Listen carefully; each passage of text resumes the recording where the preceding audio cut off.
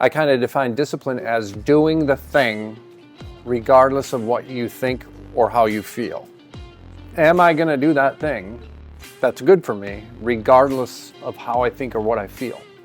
The breaking point in my experience has been that pain that creates the willingness to admit that, okay, like maybe we need some help in this specific area, personally or professional. Being willing to be vulnerable and to admit that I don't have it all figured out. All right. Hey, everybody. This is Patrick Montgomery at the ISP Group, aka Innovative Selling Partners. We are thrilled to have a guest today that is an influential leader in the Detroit metro area in his space. We're going to learn a lot about him. Gideon Pfeffer is here with us today. Welcome, Gideon. Thank you so much for being here today. Give yourself a little introduction. I'm happy to be here, Patrick. I'm looking forward to it. Thank you. Give yourself a little introduction. My name's Gideon Pfeffer, and I am the CEO and managing partner of a company called the GSH Group. We're a real estate investment firm specializing in multifamily apartment communities. Over the last handful of years, we have acquired just about 8,000 apartment units across 6 states. We're pretty heavy in Michigan. Today, our portfolio sits at about just under 6,000 units, worth a little over $1 billion. And I don't do it alone. I've got a couple partners. My wife is involved. We've got a great team. And we have a lot of investors. So we open up our investments to accredited investors. And so a lot of folks in the community here are owners with me in these awesome apartment projects. That's great, man. Yeah. Great. And the thing that really sticks out to me there is your wife's involved. Yeah. Wow. It usually does. That's bold. People. Yeah. Now, how do you guys get along? I mean, like working together. Work-wise? I know it can be challenging. Yeah, work-wise. Oh, I guess marriage-wise. Yeah, things are going good. Yeah, that's good. I'm pleased to report. In the marriage, how about the business? Yeah, sure. Look, my wife has always been involved in supporting the ventures, the businesses that we've created together. But I actually formally asked her to come on about 3 years ago. She serves as the COO of the company. Wow. She's got a master's degree in organizational development, and I'm a salesman. I'm a visionary. I like to put deals together. And after a while, I looked around and said, "Wow, I have this pretty big enterprise, and we need to get some real processes and systems in place." And so I asked her to come in. It wasn't without its challenges in the beginning. I was used to being the main person in charge and my way going on every front. But the company was experiencing certain challenges operationally because I kind of hit my ceiling in terms of what I was capable of. And so, I had to have some humility, set aside my ego at times, and let her do what I asked her to come in and do. So once I got past that, which is typically, I think a pattern in my life, right? Once I kind of get past myself and let other people do what they're good at, things have been great. Yeah, no, I think of what I call the ego barrier. Mm-hmm. It's that thing where, it holds you back from growing and getting better. Yeah. And the minute I hear someone talking about implementing a new system or process or plan or methodology or strategy, I think of, okay, this person had a reckoning of some sort where they felt the need to change. Right. And then now they're at a place where they're accepting and open to change. You always have to come to that point in order to change. Yep. And so especially bringing in your wife, I mean, that's a huge step. So was she saying, "Oh, I want to be a part of this," or "We're a part of this, let's do this together," or was this something you kind of had to, kind of convince her to do? I think it kind of happened organically. Cool. She's always been involved in the businesses, and we've been intentional with the trajectory of our businesses and ideas together, visioning what do we want, out of life, out of marriage, but also out of our business and careers.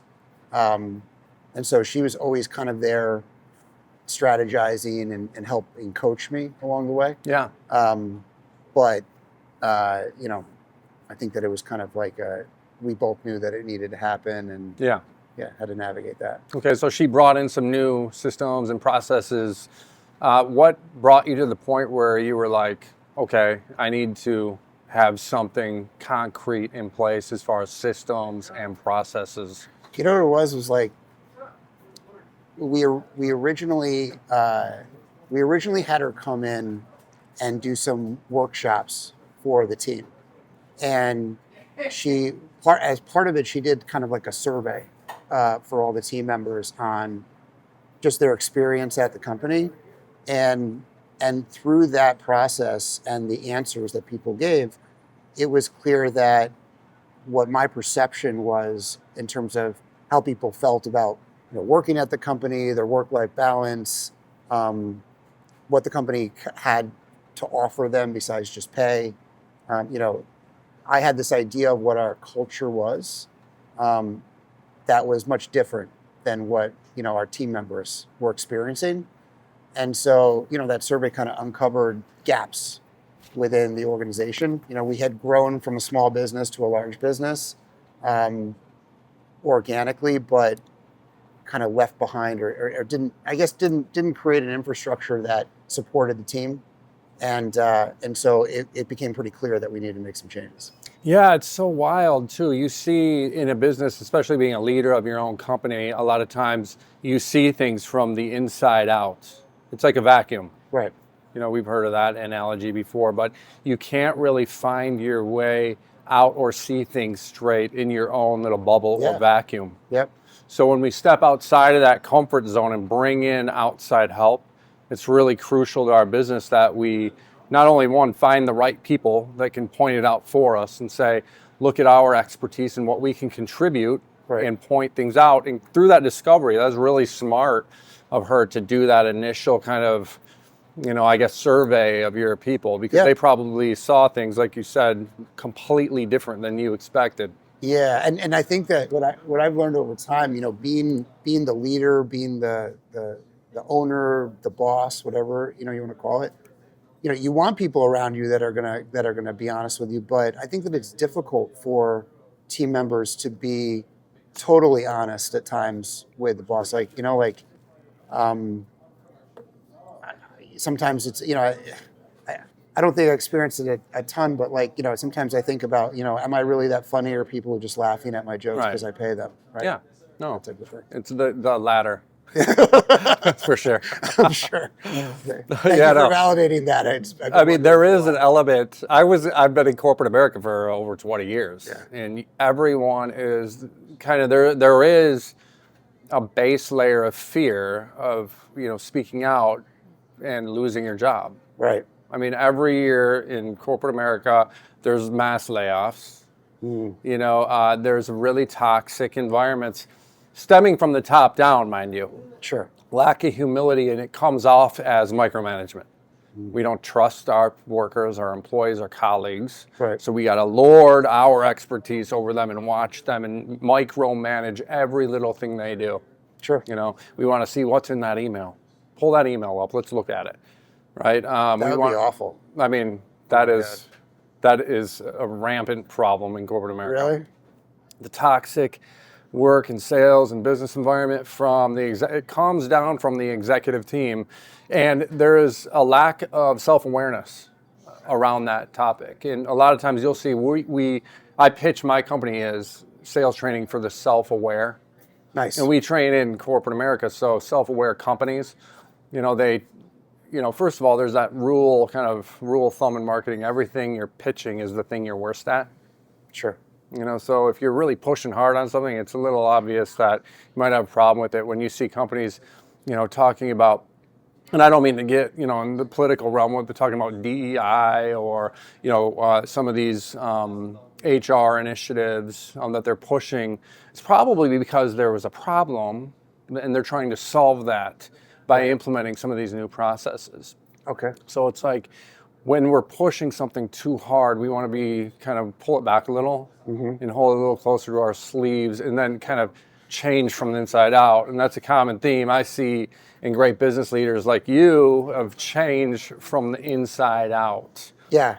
You were talking earlier about, being willing to bring in an outside consultant, or to, being willing to look and realize that the way what I took it as was, being willing to look at, we're not perfect. This business isn't perfect, right?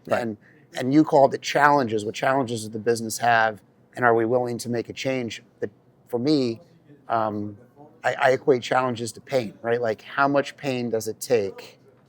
And what does pain look like? It could look like a challenge. It could look like lost revenue. It could look like straight up mistakes that cost you money. How much pain am I willing to feel until I'm willing to actually make a change? And sometimes it costs money to make those changes, but over time, what's your ROI on not making a change or bringing in somebody or a consultant who is going to cost money, and what's versus, not doing it and doing it, basically, right? Yeah, no, I call it the kind of tightrope of business. It's you're walking that tightrope, and it's almost like how much is the pain, what side is the pain going to push me in? Yeah.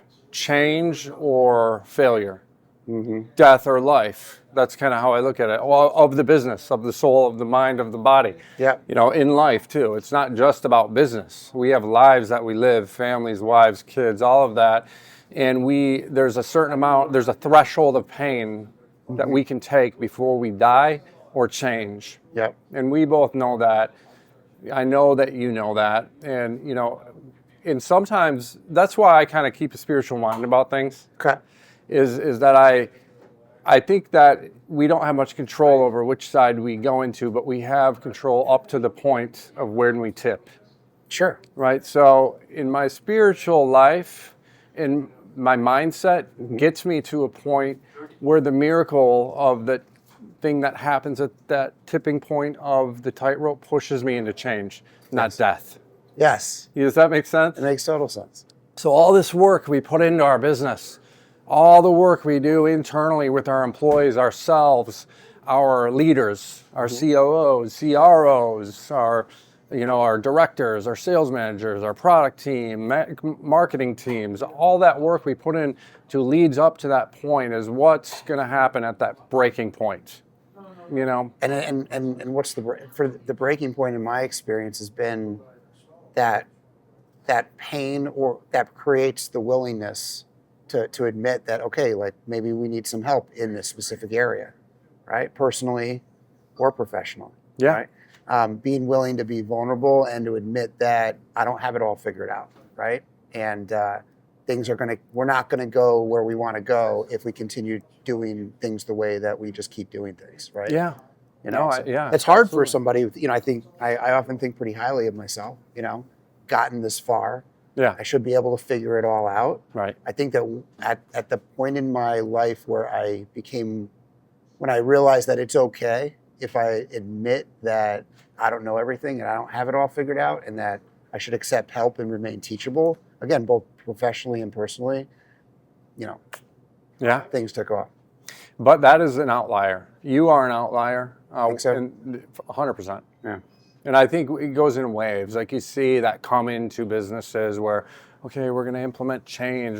But there was a problem, and that's why they're doing it, right? They're trying to fix a problem, like we are. But a lot of companies are using that as a facade. Rather, they haven't hit the breaking point yet. It's more of they're trying to get ahead of it. Right. And they're not really built that way from the core.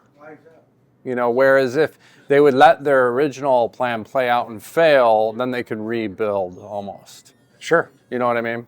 Yes, I know exactly what you mean. And you come to that self-awareness that you're talking about, and it really comes down to humility. And there's a lot of business leaders out there that just have a hard time, and I empathize with them. I've been there. I know what it is to really believe that I have it all figured out, know what I'm doing, and no one can tell me anything. I'm the best at what I do. But to get to a point from that to humility, it's interesting. It's really interesting. I had a customer that I trained their salespeople. They came to me. And there's 20 salespeople at this company, and it's enterprise sales in tech, and they make a lot of money. The salespeople probably make around $200,000-$300,000 a year. Okay. Their base salary is around $130,000. And then they get commission. They Sure. double that on commissions. And so it's a lot of, 30s to 50s professional men and a couple women that make a lot of money as just salespeople for a tech company. And, they have a lot of machismo. They have a lot of ego. They have arrogance, and it's it's one of these things like, how do we get to a chink in their armor to see that they need to change? Because they're just taking orders. They're not really selling. Okay. It's a differentiator in their marketplace, the disruptor, and people are just buying their shit. Yeah. And so I had the CEO come up to me and go, obviously there's a problem with arrogance in our sales team. Okay. And the way that came about, remember that, I'll get back to that, but one of the guys was like, okay, you're here training our sales team of enterprise salespeople in tech. What makes you so great to come in here and train us in sales? Who are you to train us? Right? And, I didn't really even have that as a insecurity until he said that. Sure. I don't know. And I'm not insecure about that. Yeah. But it's a point I touch on quite a bit because it's really relevant in any space in life with training and getting better. Is, first of all, my response was, I appreciate the inquiry here. And, I would say the one thing that works in my favor in this situation is that your boss hired me to come in and train you. Sure. Right? So someone believes in you. First of all, I was being condescending at that point, but I'm like, you should thank your boss because they still believe in you, even though you've given up all hope on yourself at this point. But anyway, I was like, just kidding. Everyone laughed, broke, whatever. And so, it's a multifaceted question because if you think about it, is anyone better than Gideon at what you do? There might be, but say you're the best. Okay. Okay. Can anyone train you when you're the best at what you do? Probably not when I think I am. Right. So okay, you got to excuse me for football analogies, and we'll probably talk about the Lions in a little bit here too. Fine. But I think about Tom Brady. Okay. The GOAT of all time, best that ever lived, and as a quarterback, debatable, most rings. He still has a trainer. Yeah, they said Tiger Woods had a coach, right? Right. Who's better than Tiger Woods at golf? Right. Right. If Tiger Woods needed someone to be better than him at the thing he was doing, he would never have a trainer. Right. He could never have a coach. It's just like having another person giving perspective. You can't always see. You can't. Yeah. A solitary self-appraisal is insufficient. Yeah, you need someone coaching and teaching and learning. You need people or items or things that you're learning from, a bucket, a spiritual kit of tools. Yes. Whatever it is, there has to be some sort of initiative in our lives of growth and change and evolution. So was tech kind of like a unique one for you? You do a lot of tech, corporate tech? I know that business well. Okay. And I know that environment well. Right. We do have some insurance and real estate customers as well. We train real estate agents and insurance agents, different world. We started out as our core business being B2B, and then we had a lot of inquiries from dealerships, insurance, real estate coming in about, how can we leverage sales training to sell to our consumer base better. Okay. And it was a whole different world for me. I had to say, let's go, let's do it. I had to learn more how to sell to a consumer base. Got it. So, what I've done for Innovative Selling Partners is taking that scaled it back to working with individuals and consumers at the consumer level. So there's a lot of still process involved. We're just shortening sales cycles, basically, the closer we get to consumer. Yeah. So as you get up to strategic, you're looking at 1, 2, 3 year long sales cycles. Yeah. If we're talking construction, it might be 30 minutes. Sure. So that there's the whole spectrum of the sales cycle, and it's all segmented through from consumer all the way to Fortune 100 companies. That's awesome. Yeah, it's pretty cool. So our core business still is mostly tech and B2B. But I don't say that we don't turn down business, but we actually do turn down business. It's one of these things that we have to be profitable at the end of the day. Yeah, it's time. Right? And people and companies and customers they expect to work with a profitable company.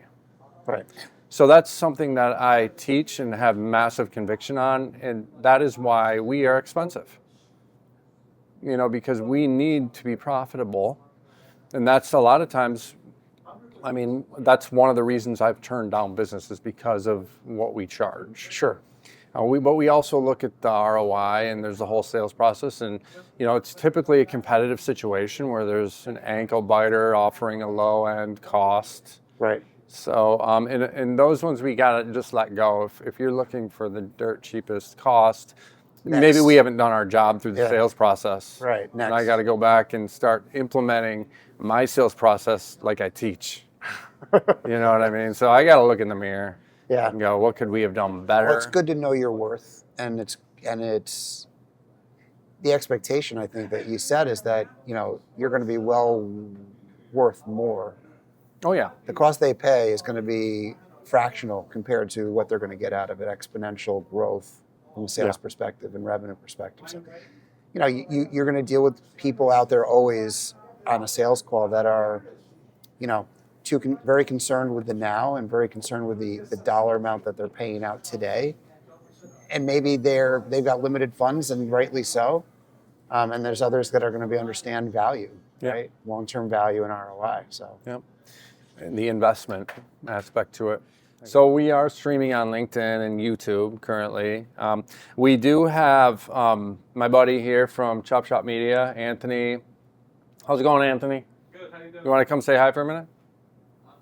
Come say hi. Because he's the coolest guy I know, and he does the highest quality video I know. And this is Anthony from Chop Shop Media. Say hi, Anthony. Hi, how are you all doing? Happy New Year. Awesome. So, I'm going to tag him in the video for the stream. So we're streaming here live, and we're going to have this video, but we also have a huge setup here at Smokies live in Bloomfield Hills, Michigan on Woodward and Square Lake. And we got quite the production today because Anthony came in and he's killing it with this. So we'll have a lot of footage from Gideon's end for GSH and for Innovative Selling Partners. And we'll be sure to get this one up as well, Anthony.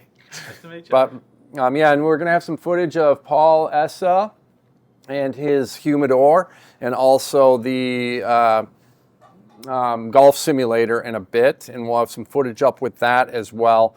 It's going to be really great. This is the best cigar shop in Metro Detroit, hands down. I'm a cigar aficionado. I just want to say that I know a lot. I would say a lot is 20% about cigars. There's masters out there. Yeah. And so maybe 20%. I know what I like. I know what I don't like. I know where things are from. I know about different tobaccos. Today I'm going to be smoking the Liga Privada T52.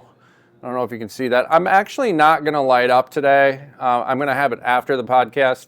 The smoke and everything kind of gets in the way of the video, and I just don't want to do that today. But this is a great cigar today as well. They are on LinkedIn, Liga Privada T52. Look them up and go buy a box for your dad, husband, brother, sister, mom, whatever.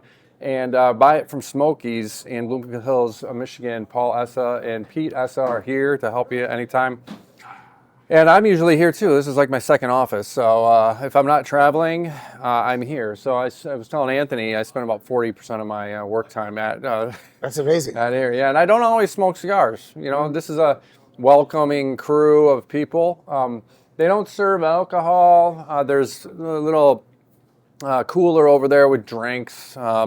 But there's a lot of cool stuff, really good prices on cigars. These guys are a distributor for the area, right, Paul? You guys are a distributor? Some of the restaurants and golf clubs. And they have really good prices for consumers. So stop in and get your cigars here today. They definitely have the best humidor, really well managed. I think they keep it around 70% humidity.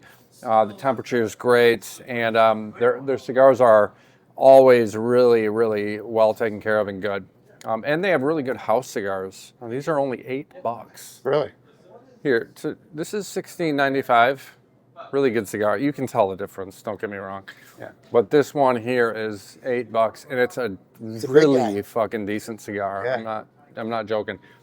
And you know, if you smoke cigars often, you're not always wanting to go out and spend 60, 95 every day. It's not like I don't want to have a cigar habit. Yeah. Right. Yeah, like an $80 a day habit. Right. Yeah. Like I'm not a cigar junkie. No? I'm not as bad as them. Okay. I'm kidding. All right. I'm kidding. See how little of self-awareness I have? No, I think you have a little bit more. So what was the genesis of this podcast here at Smokies? Tell me about that. Yeah, so, I was starting my business a couple years ago. And, I was thinking, actually there was some people were saying, we want to talk to you and your company. And I was thinking, how can I, create more visibility? I want to create kind of a marketing kind of cycle from Smokies to innovative selling partners and other business leaders in the area and create some visibility, from a marketing perspective. Mm-hmm. And I was working a bunch of big deals, and I was thinking, this will just create some positive vibes and visibility. Yeah. Not only here, but like this one's different. This is the first one of the new year. Anyway, I'm really grateful to have you. This is January 2nd. January Cool. 2nd. How cool is that? Yeah. Who's doing anything on January 2nd? We are. Besides us. Jeez. I've killed it today, man. Creating content, It's dude. been a great day of productivity, I'm telling you. All right. It has, man. take This your is word going to for be the fucking year. best year of my life. I 100%. have no doubt. And this is going to be the best year of your life. I agree, 100%. I like to manifest that stuff in other people too. That's why I said I have no doubt, because Yeah. you're speaking it, right? It is, man. And I feel the good vibes. I have to, but anyway, getting back to that, and then we'll get back to that. I thought this was a really good opportunity to get people in the community into Smokies. And like I said, this one's a little different. Usually we have a little audience here, Yeah. people talking, we'll banter back and forth. It's really cool. Really? We'll have you on again in 6 Okay. months and we'll do it then. Yeah. First of the year, no one's around. Feel a I got little cheated, lazy. you know? I know. I got lazy too. I didn't. But we're going to get some good content for you. Everything's going to be good, man. I promise. And so, we typically have people here and, but this is just as good because, we're keeping the conversation going, growth, innovation, goals, how can we change, self-awareness. There's so much good stuff that can come from this. And I guess that was my initial mindset of starting the podcast. Mm-hmm.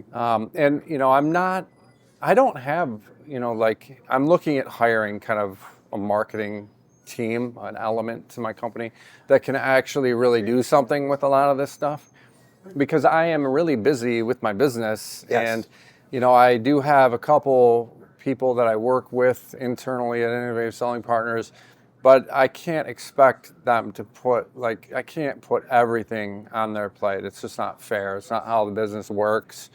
And so I really got to get a handle on the marketing element. This thing should have been really bigger by now, but because of me and being so busy and my lack of fortitude to work through some of these challenges with the podcast, it stayed a little Yeah, but you can only do so much, right? Yeah. We just started focusing on social media and video and all that.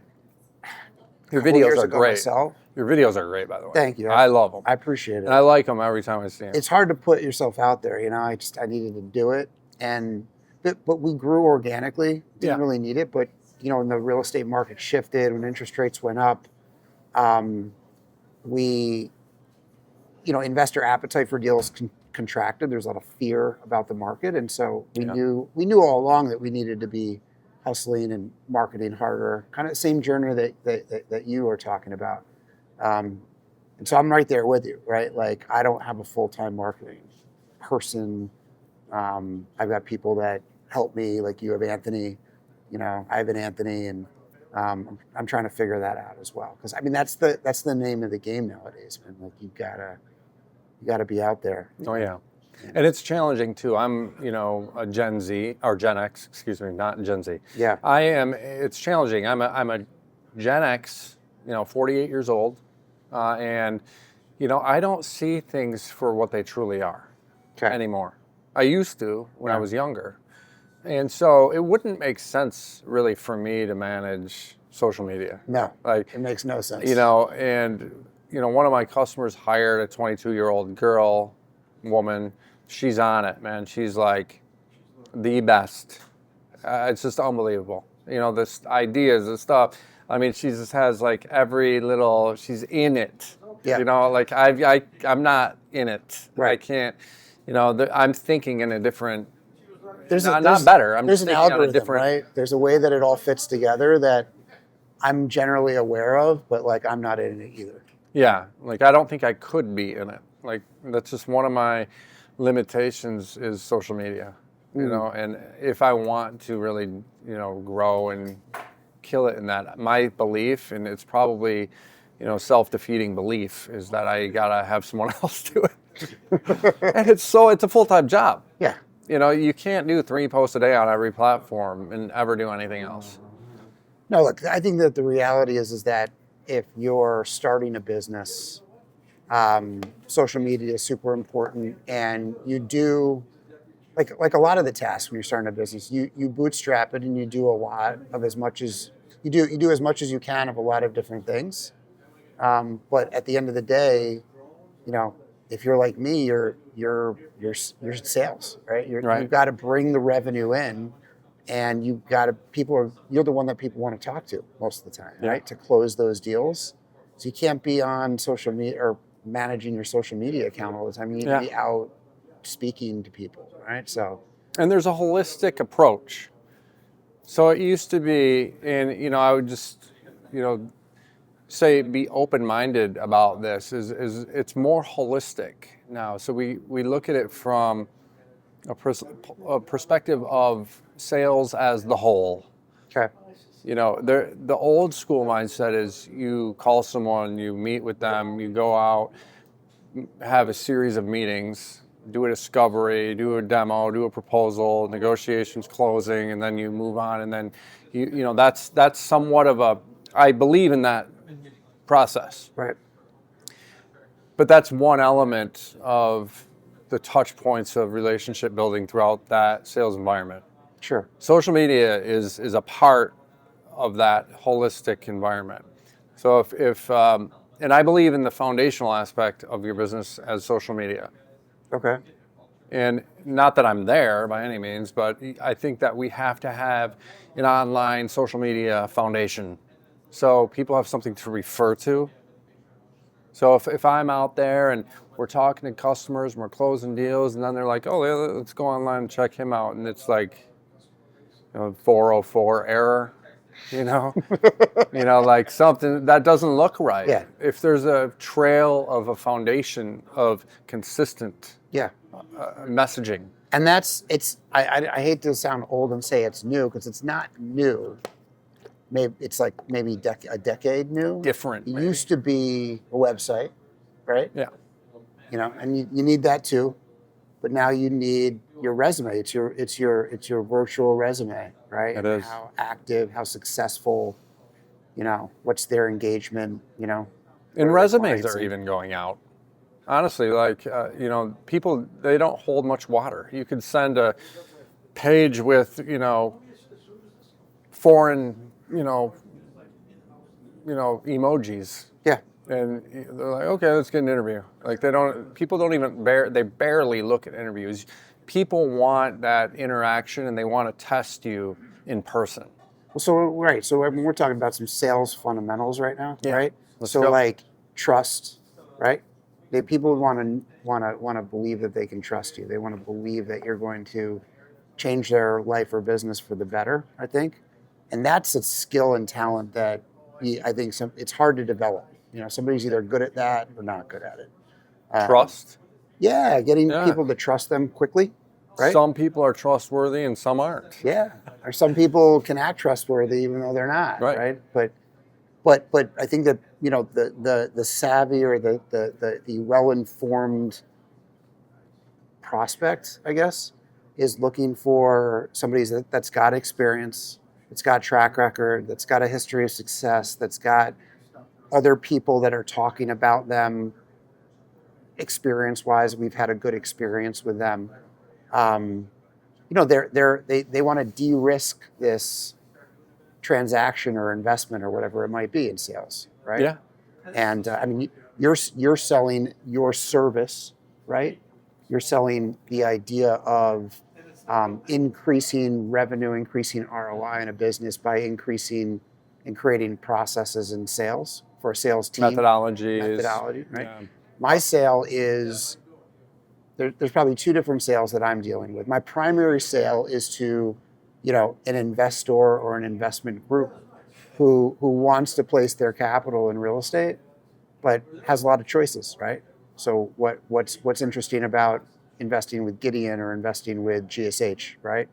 And the other one might be, maybe somebody that I want, whose property I want to buy, right? Why should I sell it to Gideon? But primarily it's that investor because, we didn't build $1 billion investment portfolio, real estate portfolio, by just using all our own money, right? We needed to bring in investors to invest alongside us. And so what makes us so special? Why should people want to invest with us? So it goes back to that. Do they trust us? Do we have a track record? Do we have a track record of success? All of the things that I mentioned before. Especially in finance. Yeah. I mean, I'm not going to put my money with anyone I don't trust. Right. That's a tough one. Yeah. If, it's good to have that foundation of trust, but that can be built also as in a holistic perspective from that social media presence as well. If you think of it in terms of, influencing your audience, your videos are great on LinkedIn. Thank you. You should put those on TikTok, Instagram, everything. I think they do really well. Yeah. That would build a layer of trust. And you sell to a consumer market sometimes, right? You guys are consumer and commercial? Yeah. Oh, yeah. Individuals, you mean? From Yeah. a consumer perspective? Yeah. Yeah, we do. Okay. So that's where a lot of millennials and Gen Zs with a lot of money go. TikTok, Instagram. It might sound childish or whatever, but I mean, I'm addicted to TikTok, so It's hard to not scroll. yeah. Right? I mean, it's You can lose a lot of time scrolling. That's for sure. No, I know what you mean. Like I've actually had younger individuals reach out to me who are like getting started in their real estate journey, wanting to either go from single family to multifamily, which was how my path went, or wanting to scale up their multifamily platform, and reach out to me for help. And often they're very respectful of my time. Some have even offered money. I try to pay it forward because others have given me time, but I considered the idea of some high ticket coaching myself because if somebody's really serious, already successful, and willing to really invest in themselves, then I don't see why I wouldn't give them the time. So those videos are out there for a variety of reasons, that being one of them. Yeah, I've noticed that, actually. Yeah. So your message is getting across. That's cool. I totally noticed that. I was like, oh, I didn't know Gideon is accepting, students. Right. And that interests me. I love that mindset of teaching and giving back. It's really important. I enjoy it. I mean, if my experience can help other people, that's great. But the amount of time that I have between the businesses and my family is limited, and so it's a real high ticket type of. Well, it's relative. Relative. When we compare tickets. Sure. I'm kidding. Sure. No, so cheers. Cheers. Thanks for the Starbucks, Gideon. I appreciate it. Gideon called me before our meeting today and said, "What do you want from Starbucks?" Yeah. Venti dark roast with half and half. Thank you very much. And then what I do? I gave you a thumbs down on one of your messages. Can't you make it? He was like, "Are you serious?" No. I've had a couple people in the last probably 18 months I didn't cancel last minute. Really? Yeah. I called you and I was worried that that's what you were going to think when I was calling you. That's probably why you didn't answer, right? I didn't know you called. Sorry. No, so Patrick texted me. He's like, "I'll be there in 40 minutes," and I came an hour early, not realizing I was an hour early. Yeah. So he's like, "I'll be there in 40 minutes," and I put a thumbs down, giving him a hard time. I thought he was going to be late to his own podcast. He thought it was at 2. Yeah. It's at 3. Come on. So that was Just go to the calendar, man. I just need to open up the calendar. If it's not on my calendar, it doesn't exist. I agree. I My don't know. kid's like, oh, I got to be to, lacrosse at X and X time. Like, Put it in send the me an calendar. invite. Put it in the calendar. I'm with you. Honestly, it's difficult for me to step outside of my calendar and get things done. Time management. No, I'm the same way. I live and breathe the calendar, but this week is like a slower week. I'm not. We're all So like yeah. my calendar's wide open, so I really wasn't paying attention to, 3 o'clock became 2 o'clock. But here we are. We made So it. I have a dear friend. His name's Jonathan. He's out of town right now. He took his family on a vacation. And whenever we have this kind of symbiotic relationship. When we go on vacation, he house sits and watches our pet, like checks in with the house, and then vice versa. And he's out of town, and I'm watching he has 2 cats and 4 rats. Rats, yeah. Cats and rats. Yeah. Okay. Emotional support rats, I guess. But Just walks them around on leashes, right?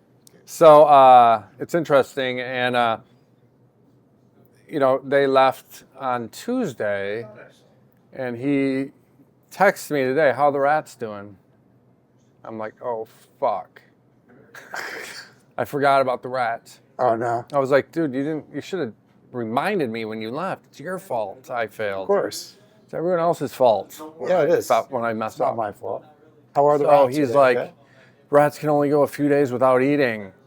But he left on Tuesday. I'm like, "Well, it's only been 2 days. A few is 3, right?" Okay. Because I'm like, I'm on my way, and I was in a meeting, and I'm like, "Oh, I gotta go. Gotta get out of this meeting."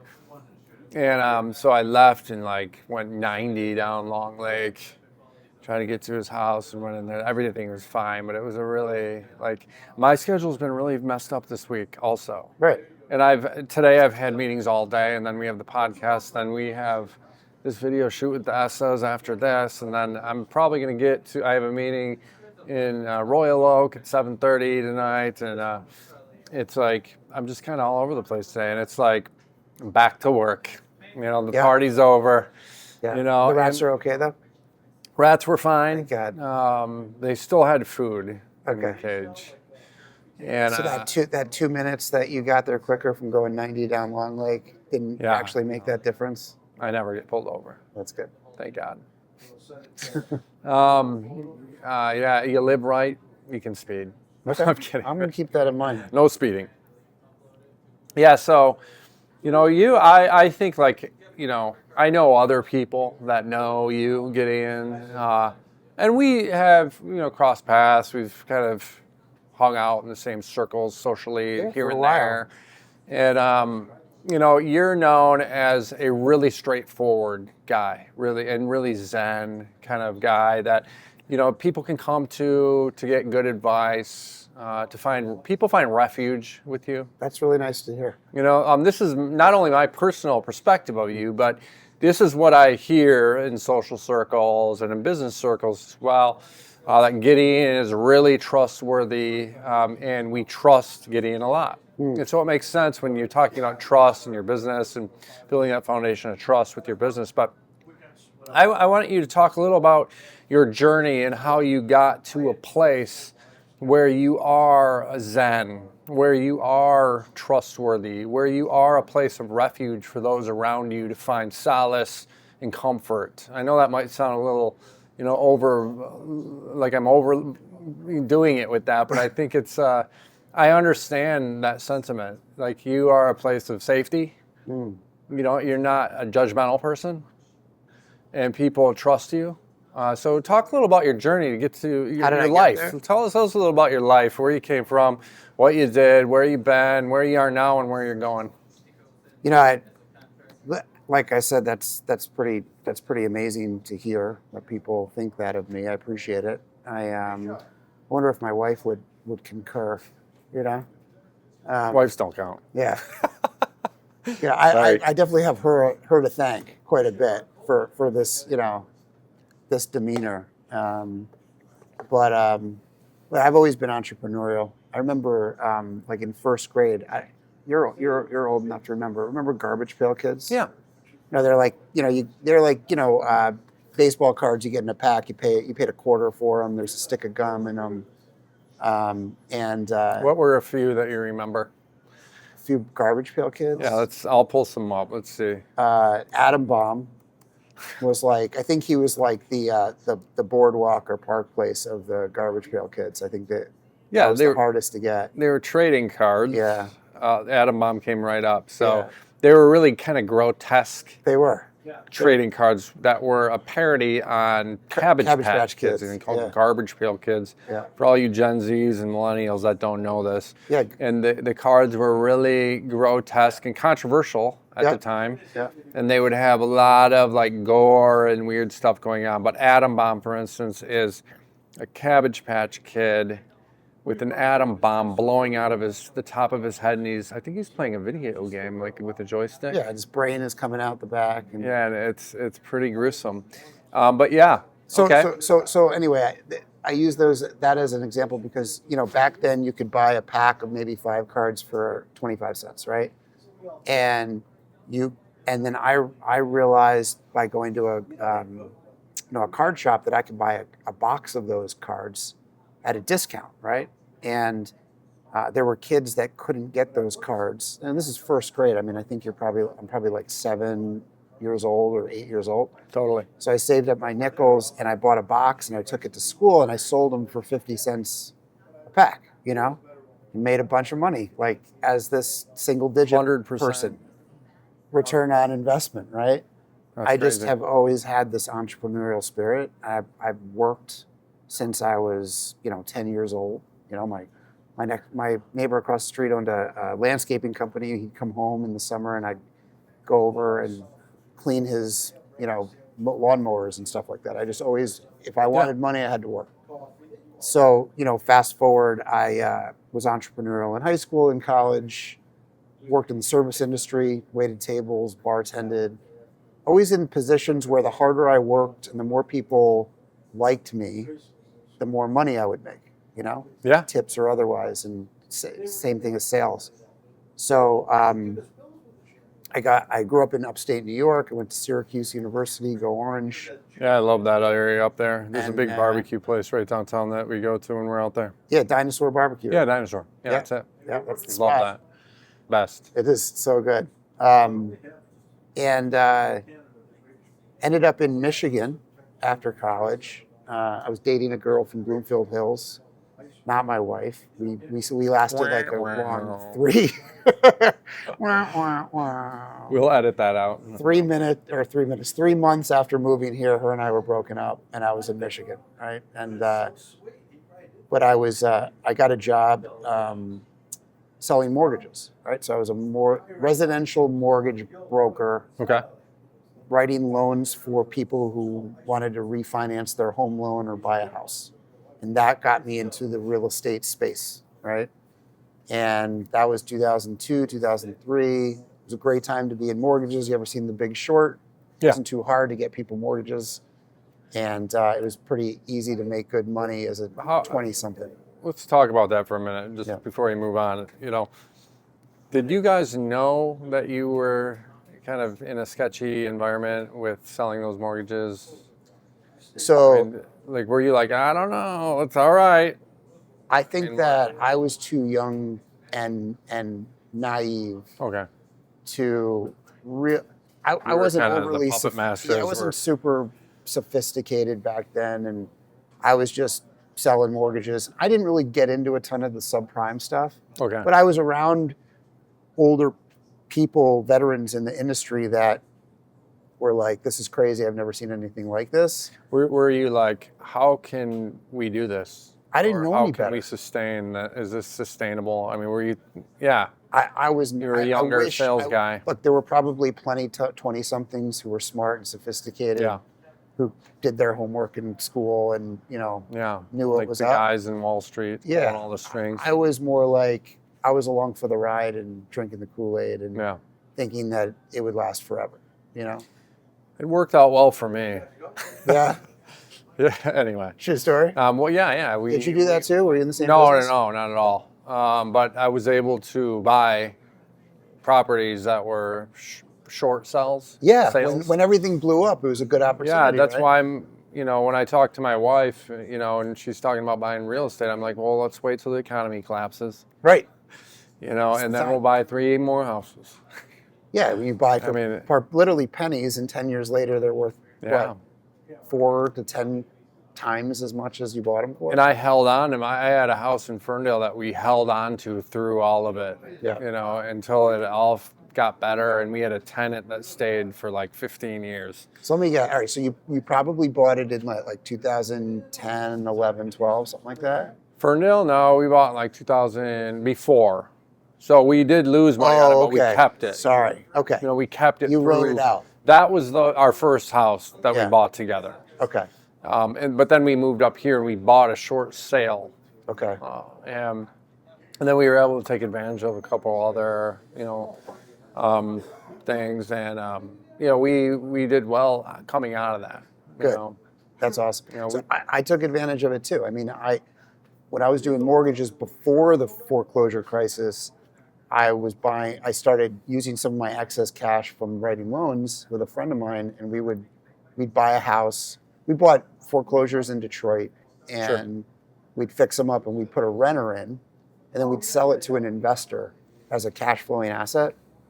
And when the foreclosure crisis hit, foreclosures that we were buying for 40, 50 grand in Detroit, we could buy for like $5,000. Right. $5, $10, $15, $20,000. And so we started doing that, but our model wasn't flipping to a homeowner, it was putting a renter in and selling it as a cash flowing asset. And we turned that into a business where we were buying and selling 150 to 200 houses a year. And, buy for 10, put 10 in and sell for 30 or 40 all day long.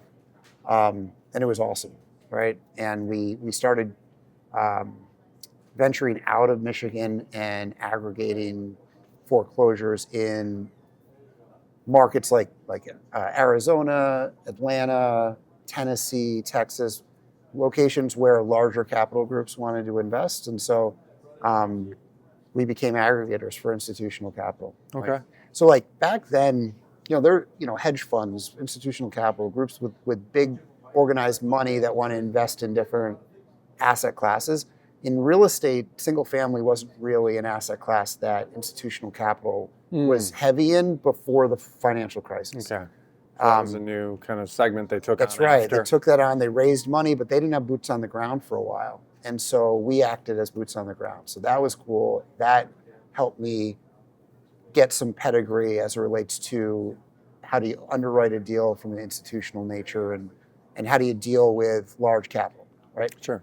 So I did that, and that business I went through about till 2015 and had a good run, and decided that my wife and I decided that what are we going to do next? And there are benefits to playing in the real estate space, Patrick. Like there's something called accelerated depreciation, which means that when you buy a piece of real estate as an investment, you can actually write a bunch of the depreciation off in the first year, and you can get a huge loss on your K-1, your tax return. It's a tax strategy to avoid paying taxes, basically. Okay. You eventually have to pay it back when you sell the property, but in that year that you purchase it, it's a significant tax savings. There's also a benefit to owning property for more than a year. You benefit from capital gains, which is taxed has a cap as it relates to how much you can be taxed at. And owning real estate provides things like passive income, like I'm sure you know from your investment properties and other things. But the real estate that I was in those single family days, I wasn't benefiting from any of those strategies because I was buying, fixing up, and selling. It was all within a year. It was a trader business. It was ordinary income. I wasn't getting any capital growth, depreciation, tax benefit. And so we said, how do we take what my wife and I, how do we take what we learned, our experiences over the last decade, and turn it into something that, the next evolution of our investing career. And we realized that going up a rung on the totem pole or the ladder, getting into commercial multifamily was the way to benefit from all these things. And so I reached out to a couple individuals who became my partners. Some guys were 20 years older than me, but strategically made sense for me to be partners with them. And we set out to buy apartment buildings. So, fast forward 7 years, we bought 8,000. We raised $350 million of equity and bought over $1 billion worth of real estate. That's my Congrats, man. That's career awesome. journey. Along the way, I had a lot of personal wins and losses, right? But I think going back to what you mentioned about, being a person today that people feel like they can rely on and trust that's relatively steady, that came, in my journey from being completely the opposite of that. Right. From being, for a long time, I was so consumed with more and being successful that I lost myself in it, right? And so I was afraid of losing clients, so I would not always tell the truth, right? Okay. There were so many little white lies along the way that it became really hard to manage a business. That was in my single family days. And I ended up having an issue where I was drinking too much, and I was always out, even though I had a beautiful wife and 2 little girls, at home. I was out, and I was always thinking about being out. And I realized that like I said partying earlier, and stuff yeah, like that? partying, drinking. I said earlier, like I had to get vulnerable and admit that I had a problem. Like I couldn't stop acting the way I didn't want to act. Sure. And I asked for some help, right? So I got therapy and Yeah. went into a program for it, and realized that the story should be the truth always. The story's the truth. It's easier to deal with whatever situation is head on, straightforward, right? Right. Because at the end of the day, I'm going to be okay. I got people that love me. My family doesn't care about. They like the material stuff, but they don't care, right? And I found that as soon as I started really getting honest with myself and others, there was a lot more trust in me, and my career really took off. And I was able to become more successful than I ever really thought I could be. Or let me say that a different way. I was able to become as successful as I wanted to be, with having like 100% integrity and ethics, which I'm super grateful for. But throughout that journey, I needed to do things to get out of my head. I wake up and I start thinking about what I got to do, where I got to be, who I don't want to talk to that I have to. And so I developed a process and habits of, waking up and spirituality, like you talked about, right? Prayer, meditation, journaling. Dude, I just posted a huge post today about that. Did you? Yeah. Yeah. It's all about because people ask me, little old me. Right. Like, what do I do to stay Well, you have so similar grounded? practices, right? What's that? You have similar practices than what I was just talking about. Oh my God. Yeah. Are you kidding? Yeah, I mean, but in hindsight, it's glorious. Yeah. Right? Like we want to kind of be separated from our past, but because we're ashamed of it. But if you can embrace the things that got you to where you are today, it's your biggest power. 100%. Like that is your past, like your life. It's unique to you. And it's a really special thing. I don't want to have someone else's life. No, everyone has their levels of trauma and pain, and and we all try to deny it and pretend that we don't have that. Right. And if we can say okay, my mom about 10 years ago committed suicide. And it was a really dark time in my life. Man, I mean, it feels like, it's all right. I feel I have closure with that. And you know what? My mom, she's in a better place. She was sick and suffering for a lot of years. And that was the closure I needed to move on in my life. Right. And it was a really sad and dark time in my life. And that's when I stopped drinking. I was like, I'm taking life seriously.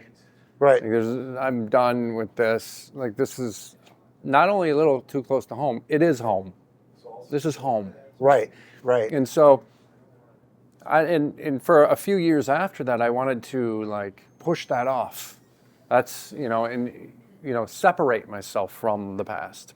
But I like cool, weird, dark things in real life. Like now, like I'm gonna go see Nosferatu later. Props to Nosferatu. Yeah. Shout out. Nosferatu is a really good contributor to the pot. No, I'm kidding. MJR16. Yeah. No, Maybe so get some free like tickets. I like dark, weird, crazy things, from music to art to theater to movies to music. Like I don't like the fun, cool, poppy, normal stuff. Okay. Yeah.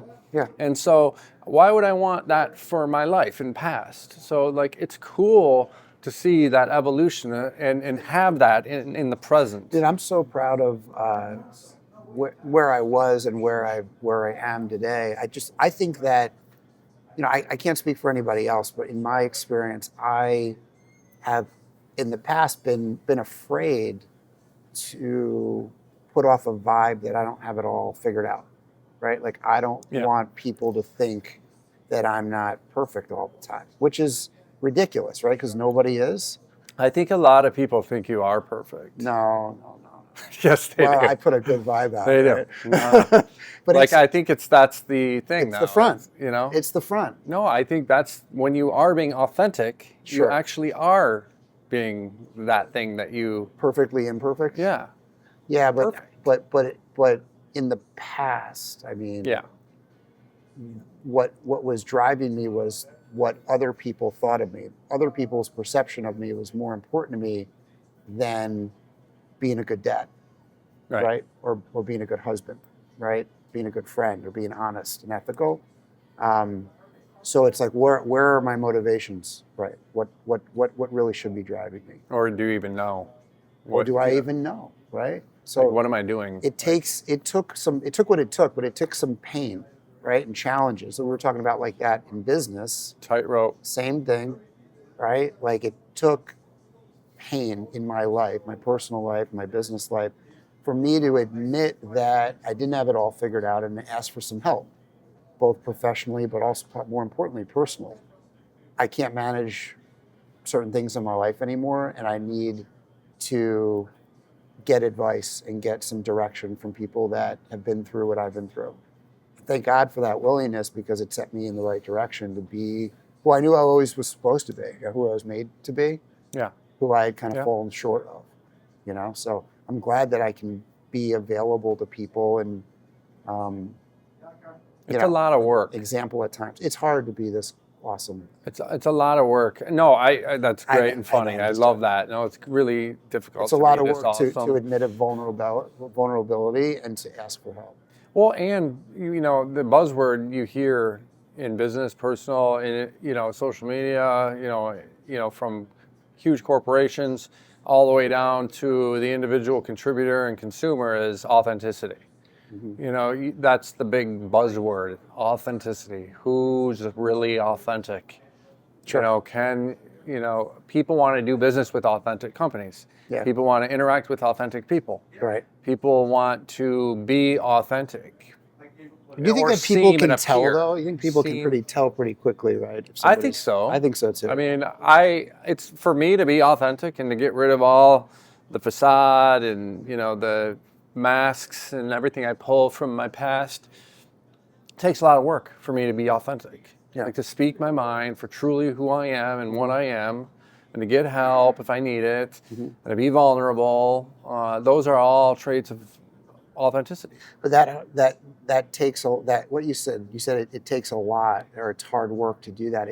It's hard work in the beginning and over time, but you eventually get to a place. I eventually got to a place where it's not hard because I'm consistent doing the stuff that was hard in the beginning. No, I agree. That's a good kind of a distinction. All right, it's not like I need to work. I don't need to wake up every day anymore and work really hard to be the best version of myself. The reason I would say it's hard is because it's really easy to get away from. Yes. Right. So to stay consistent and disciplined is actually the thing that's, I don't use hard in a negative way, but it's something that you have to commit to. So I kind of define discipline as doing the thing regardless of what you think or how you feel. That can be difficult Yeah. for some people, and it's difficult for me. If Difficult it's for me too. Saturday morning and it's 7 o'clock and I could be somewhere at 8, Right. that is good for me and I should go. Am I going to do that thing Yeah. that's good for me, regardless of how I think or what I feel, Yeah. or what I think and how I feel? And so that's the hard part. Hard is a good thing. So how do you stay consistent? Well, you have to do the thing, regardless of how you feel or what you think. Right. That's the hard part, is actually going beyond, and that's the work. That's the hard work that I talk about is trying to display your true authenticity. Yeah. Right? And you talked about a little bit ago is I get up and meditate. Mm-hmm. Because what meditation does for me is it separates my consciousness from my feelings and thoughts. Mm. So now here's my consciousness, and the more I meditate, the more I practice meditation. It's a practice. Like if you're not practicing, you suck at it. Yeah. Right? Yeah. So if I'm doing it, I'm good at it, and consistently I get better. But if I quit, so now that separates my consciousness from my feelings and thoughts. And the more I do it, and the more I practice, the farther I get away from the things that will distract me from doing the work. Yeah. Does that make sense? Yeah. No, I'm right there with you. So as a thought comes in, I can go, hey, really annoying, angry, thought. Mm-hmm. See you later. That's interesting. I gotta let you go. It's a thought, or is it real? Right? I can say to myself, is this real? It's all real, but we don't have to latch onto it. And same with the feeling. I feel embarrassed. Mm-hmm. I said something stupid in a meeting that was offensive. Mm-hmm. Right? And then now I feel, disgusted with myself. Mm-hmm. If I'm in a place of spiritual meditation, like that is out here. Right. And I'm like, I'm okay. That's just a feeling I'm having. It's not reality, or it may, like you said, maybe it doesn't exist. Let it go. Right. So I kind of hold that, decree or creed of let it go. Let go of it. Let it go. That idea of like meditation or taking a step back and getting a different perspective on things is so key. And it's so funny because I can build stuff up in my head and things can seem really big and insurmountable, scary, or like just something I don't want to deal with. And sometimes when I take some time to breathe and separate that thought from my consciousness, maybe write down the things that I think I have to do or what this thing looks like, I realize that it's really not that big of a deal. My brain has just created it to be some sort of mini crisis, right? And I think that at times a lot of people can run around thinking that they're, things are a lot bigger or scarier than they really are, right? Right. Yeah. So we got people around us, right? And I'm realizing that there's a playoff football game that's about to start. Really? College playoffs. Nice. Because they You can't watch it. Stay engaged. I'm going to try and stay engaged. But I think what's a delight for the people who are here to watch it is that they get to watch the game but listen to us I mean, at the same time. they're so lucky. Well, we got about 20 minutes left, or I say, until it gets awkward, then we'll be done. Have you been watching any good sports lately? Oh, I mean, I'm less of a college football fan, but I'm, diehard NFL. Yeah. Yeah. I like the college. So this is the first year that they're doing this 12-team playoff. And Yeah. I'm not a huge college sport person, but like, I'm actually not like a huge sport person in general, but like, I love the Lions, since they've been good. Yeah. And I always get into sports around the playoffs because we're like, like the NCAA basketball tournament, because it's like these players put everything on the line in the playoffs or in these tournaments. And there was a game yesterday, one of the college football games, Texas and Arizona State, that went into like double overtime, and it was crazy. What do you think I love about watching it. I don't care about You've been either following one. Scatabo?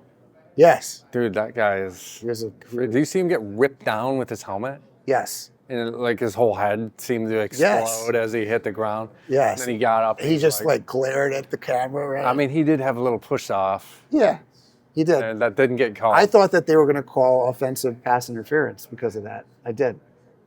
He's great. That dude is. So you watched it too? Oh yeah. I mean, I mean, I'm not like I don't know everything about it, but I neither. love watching football. Don't get me Yeah. wrong. Like that's my. Like if And I'm then working, I usually have some football or something playing in the background. Yeah. Did you go to any Lions games this year? No. Me neither. No. Yeah. It's like, dude, I come to the private lounge here, dude. It's like 10 TVs and Yes. you can smoke cigars. It looks like a nice lounge. Oh my God, it's great. And you should be a member. We're a guy that doesn't smoke cigars, right? Yeah, I know. It's I've in the last 2 weeks I've smoked 2 cigars.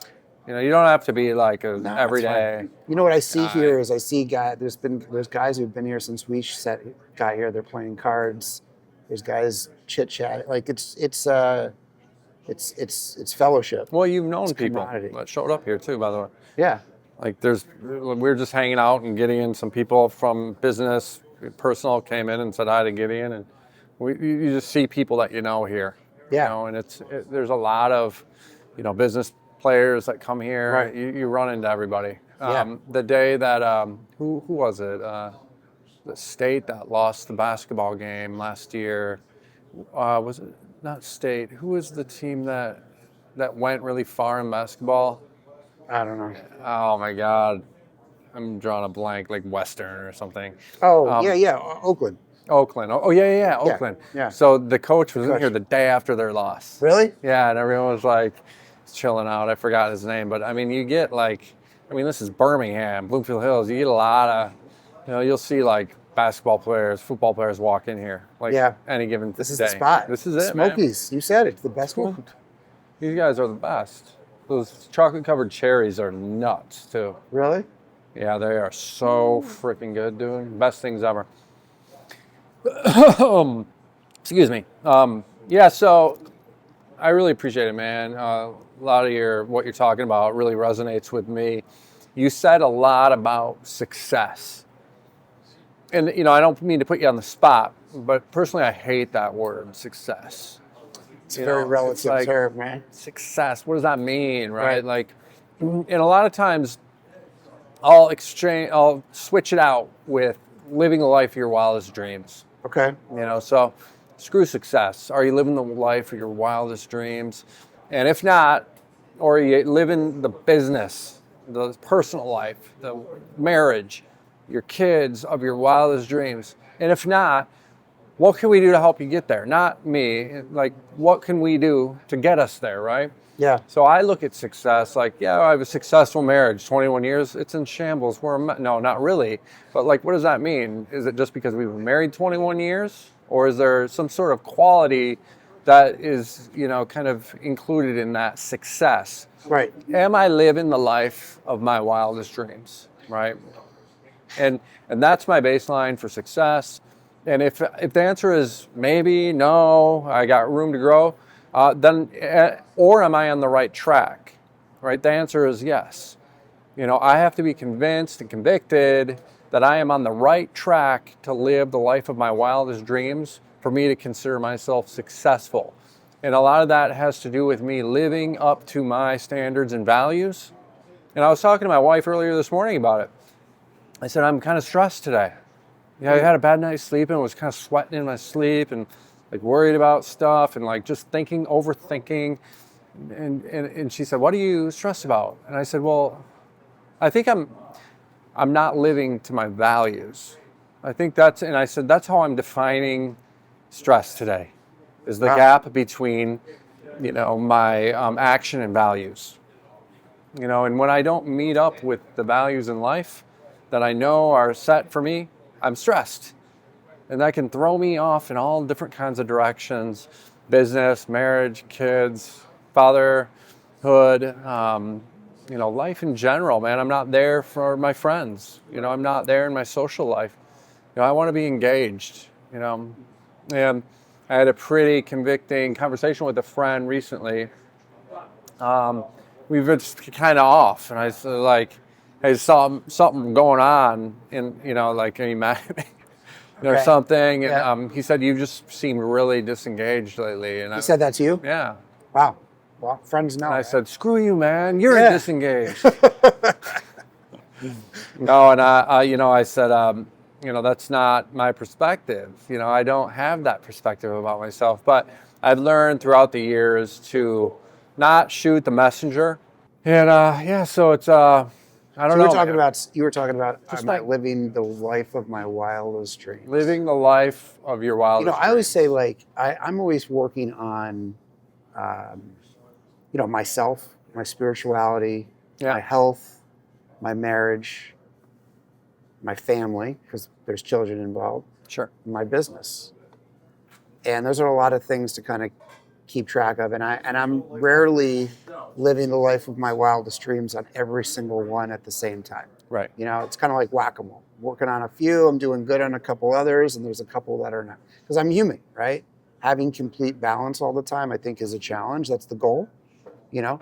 Um, but over time and consistency, I can be okay on most of them. So there have been times where I have absolutely lived the life of my wildest dreams in business, and then the Fed raises interest rates by 5 points, and I'm not living the life of my wildest dreams in business. That's Right? hilarious. And I know that business is cyclical, and it'll be back. There's between Thanksgiving and New Year's, there's a lot of cake and cookies and unhealthy eating. So I can't say that I'm living the life of my wildest dreams on my health and fitness at the moment, but I'm hoping that I'm Let's go expecting running, that bro. to change. Let's Right. go running. We can go running. I would say that with my with my wife and our relationship, it's never been better. Good. Congrats, man. And it's a work in progress. I think that I need to be kind of patient with myself and know that I can't be there all the time. And once I'm there, there's a new bar that Yeah. gets set. You know what I mean? Yeah. So I don't want to be cliche, but I got to enjoy today. I got to enjoy the journey, right? Yeah. Life is what happens when you're busy making plans. And that's what I think is important, is locking on to the journey. Yeah, man. And I think that is living the life of my wildest dreams. As long as I'm on the journey, Yeah. it's almost like not giving up Yep. and not, and staying engaged and present. Yeah. For those people in our lives that deserve it. Mm-hmm. Your kids deserve for you to be present. 100%. If we're bringing all kinds of drama home from our work business, and we're not there locking in with our kids, and I'm not perfect at this. No one is, right? But it's about kind of that conscious intention towards that. I was going to say intentionality, and you took the word right out of my mouth. It's amazing. What are my intentions? Am I aware? Am I striving for it? We're all going to fall short, but consistently being intentional with where I want to be and putting in that effort. Yeah. And giving myself a little bit of compassion when I fall short, because I've got a pretty rough, critical voice in my head at times saying you should be perfect all the time, right? And if you're not, you're a piece of whatever, right? Have you thought much about kind of positive self affirmations? I know it gets a little hokey, or self-talk. We do it. Changing your inner dialogue.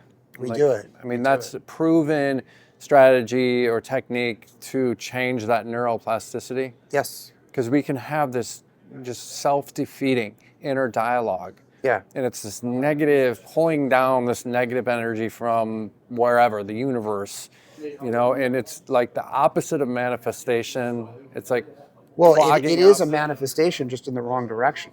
Yeah. I am 100% convinced through experience and trial and effort and error that what I speak becomes my reality. Where I focus my energy and attention becomes my reality. And so it seems so simple and it seems hokey, but what does hokey really mean? That I'm embarrassed about what other people are going to think of me? Right. And at the end of the day, the only people that I care about what they think of me are my wife and my kids, right? Right. So if I can practice intentionality and positive affirmations and positivity to manifest a great life for us and be that example for Yeah. my children, and I do it. You know, Yeah. I mean, we've got vision boards all over our bathroom, right? All Nice. over our mirrors, and my wife is great with a verbal intentionality. We do this game together. We used to do it a lot more in the past, but literally, it's called the smiling exercise. You literally just smile for a minute. You set the Let's timer, try it. and you literally feel better because just smiling releases serotonin in your brain, and it like just simple things like that. Imagine if just smiling works for a minute. What like speaking positivity It's so does. awkward, though, isn't it? It's well when you're trying to talk. Yeah. We just sit on the couch.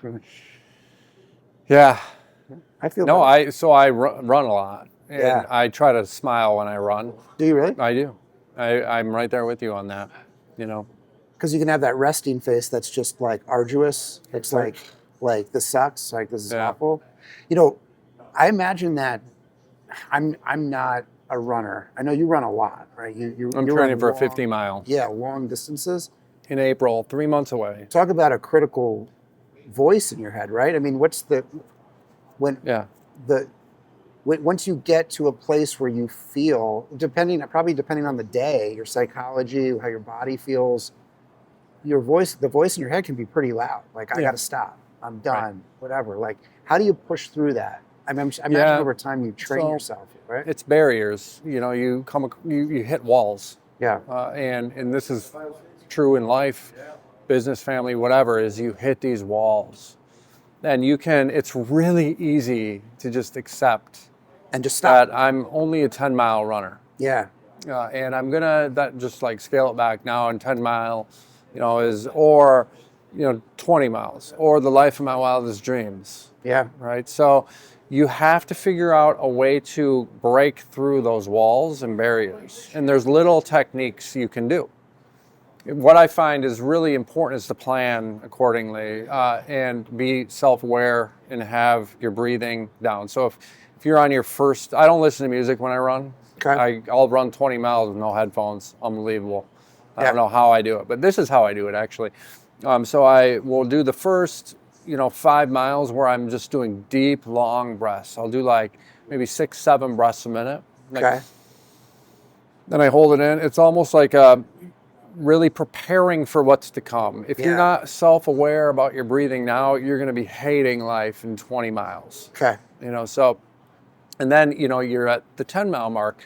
And there's 3 basically energy systems that I run off of when I run. It's my muscles, my lungs, and my mental. Right? So which one am I on? I have to be aware of my body and understand where I'm at. And typically I'll start off on my lungs, and that lasts me about 10 miles, my Okay. lungs. My Okay. lungs start getting a little wore out, and my mental starts to fade a little, and then I'm like, okay, well, my physical training is gonna kick in now, and now I'm gonna go over to my muscles.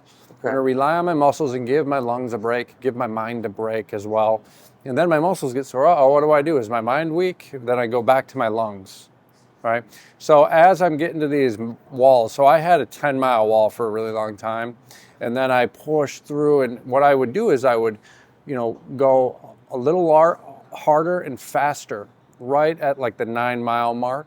And so when I got to 10, it seemed like a break to slow down. Ah. Yeah. Okay, and then I would run like 3 more miles.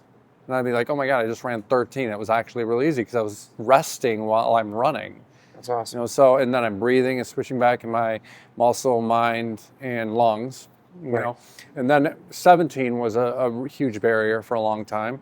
And then I got up to 23, and now like 30 miles is like a really kind of rough spot for me. Okay. But I know I can get through it. I just have to do what I do. So you're training for a 50? 50 miles. It's a lot in of April. miles, man. Yeah. I mean, 30 miles. It's is a lot it's of like miles. it's like a Gee journey whiz. through Middle Earth. I'm like, I mean- it's really like I'm in Lord of the Rings or The Hobbit, and I'm a warrior. In your head. And that's right? how I feel, man. I feel like a warrior that is overcoming all kinds of demons and incredible. monsters. And when I'm done, I slay the monster, man. I slay the dragon. So how long does it take you to run 30 miles? 30 miles takes me about 6 hours. How often do you do that? 4-5 hours. Like once a week? No. I do about 10 miles every other day. Okay. That's my base. Is like Okay. to keep up. Oh, Like so with yeah, your, right. and then I do a long run every like once a week or every other week, which is like 20 to 25. Okay. And then every 'Cause- month 'cause I try to 30 do is a the really hard, yeah. long one. Got it. But the 50 is, at some point you just keep going. It's like if you're at like 35 miles, it's like just keep running. Keep running. Like it's like you got this. Yeah. You know, and you know that's how it is in marriage. We got this. You Yeah. know. And if not, we hit a wall, and then we like, you know, push real hard, slow down, get through it, and you know. I don't know if it's the same for you, but like, so I heard you say you were married for over 21 years. 21 years. It's awesome. We'll be 19 years in May. Wow. And Congrats. it's so much, it's the best it's ever been because we've stuck through those, you know, Yeah. not so great periods of time. You know, my wife is a saint. She's super patient with me. You know, she put up with the stuff I talked about earlier and others of my shortcomings. And I'm super grateful for the relationship that we have today because we stuck it out, right? You know, it's amazing. It's amazing what it can become, you know. Yeah, and you know, understanding that those walls will come, and then you know, being accepting and willing to get through them requires a lot of humility. Yes. Marriage requires a lot of humility. You know, we can't have long-term marriages without humility, and Agreed. it's about serving Yep. others, just being a servant. You know, I like that whole idea of servant leadership. Yes. I really like that. Uh-huh. You know, it's really serving from an empathetic, compassionate Yes. standpoint, Yes. putting yourself in other people's shoes. Yep. Like you have someone at work that's struggling, an AE or a sales rep, or even, you know, a marketing person or a COO or whatever.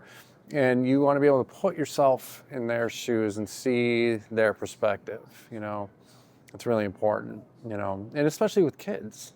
Like you got to put yourself in their shoes. It's really easy to disregard and yell at and shoo them away. Mm-hmm. You know, be a man, or you know, this toxic, you know, Mhm. environment. It's really easy to be toxic at the home in the home life. Well, especially if that's how it was when you grew up. I noticed myself growing up, or having my kids grow up, and like automatically acting the way that my parents act. You know, my parents did the best they could, and I feel you. you know, Yeah. and like I'm not them, right? Right. And Yeah, and yep. we can do things differently, right? Yeah. So yeah. So when was it when you realized like you were like a dad? Like not a dad, like I have a kid, but like I noticed that it's like almost every joke that I have is like a dad joke. I feel like Yeah. jokes that I have are funnier around people of my age, but then Oh, when of I course. tell them in front of my kids, it's all of a sudden that Yeah. I become a dad. Yeah. I have like 3 jokes that I tell, and everyone like gets mad at me when I tell them because they're so dad jokish. Yeah. No, I don't know. I mean, I've always had this like ego, like, you know, I'm different. I'm, you know, unique. Special. You know, I'm a different dad. Me too. I'm a cool dad, Yeah. you know. And when it comes down to it, like your kids will never think you're the cool dad, Yep. ever, you know.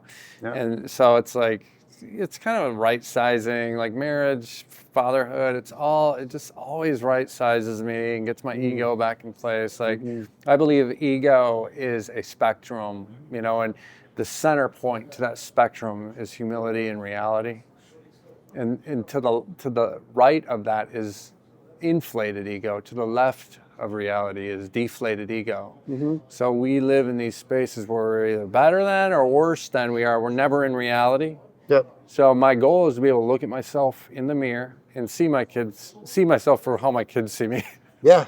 or see myself for how other people see me. And it's not always pretty. It's like the annoying, you know, remarks, the sarcasm. Like I have to be able to see myself for what I truly am in reality, not That's a what really I think. interesting perspective of know? reality. I like how that straight line is the reality. I use that straight line as like just like being okay, being human, Yeah. right? Because I use the same analogy, but not with a reality. It's like I'm either better than you, or I'm less than you, Yeah.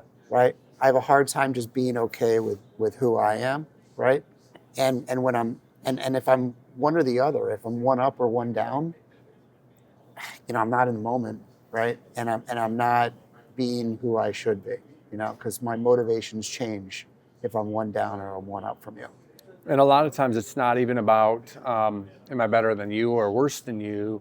It's, am I better than I think I am or worse than I think I am? Yeah. And not living in who I really am. Right. With humility in reality, Mm-hmm. And that's kind of like also has a lot to do with denial. Like everything outside of reality is denial. So I had I had this analogy one time I was speaking with a group of friends that had to do with this, and one of the guys sent me he created a graphic of it, and it was like he called it like the Gideon's graph for spirituality, and it was like, okay, on the up and down graph, it was like, am I one up from you or am I one down from you, and like the axis is I'm doing okay. And then there was the vertical axis, right? Right. And it was the idea of, am I living in the past, right? Am I in regret of the past, or am I fearing the future, right? And that vertical axis was like, I'm okay and I'm in the present right now. So if I can be there on the line in the present and there on the vertical line, and then I can be on the horizontal line in terms of being okay with myself, that's exactly where I strive to be, which I'm really not. I'm not at that bullseye. You're But hovering around. That's right. That's we the goal. try to get into a place where we're open to the middle.